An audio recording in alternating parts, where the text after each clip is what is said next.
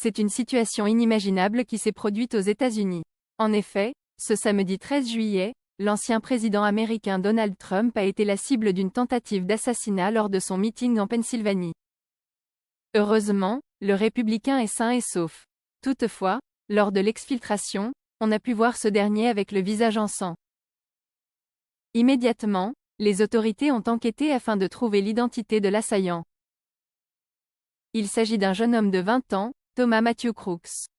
Celui-ci a été abattu par le service secret après avoir tiré à plusieurs reprises. Donald Trump prend la parole après l'attaque. Suite à cette tentative d'assassinat, Donald Trump a décidé de maintenir sa participation à cet événement. Et malgré ce qui venait de lui arriver, l'ancien président a tenu à présenter ses condoléances à la famille de la victime de cette attaque. Il est incroyable qu'un tel acte puisse se produire dans notre pays, a-t-il confié. Avant de poursuivre, je veux remercier le Secret Service et toutes les forces de maintien de l'ordre pour leur réaction rapide aux tirs qui viennent de se produire à Butler en Pennsylvanie. Surtout, je souhaite présenter mes condoléances à la famille de la personne au meeting qui a été tuée. L'enquête reste en cours, pour le moment les motivations de l'assaillant sont toujours inconnues. Mais une chose sûre, l'image de Donald Trump a changé aux États-Unis. Ce qui aura des conséquences sur sa campagne présidentielle.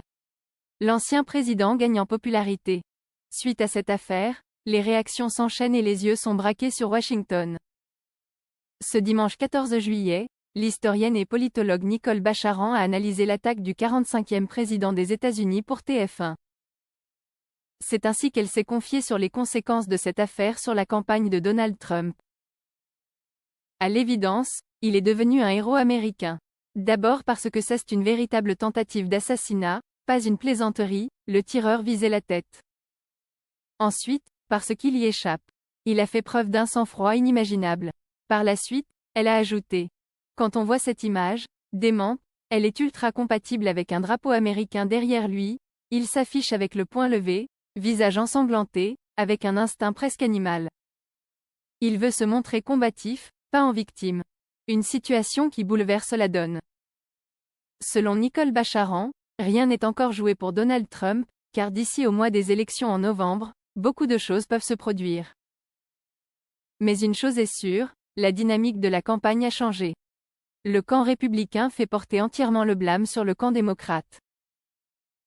Donc évidemment, dans le camp de Biden, on choisit aujourd'hui la sobriété, les souhaits de convalescence, la condamnation de la violence, a-t-elle exprimé.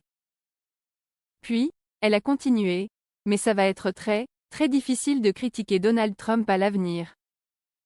Même si cela reste possible stratégiquement, les démocrates ne peuvent guère l'attaquer en ce moment. Guillemets double.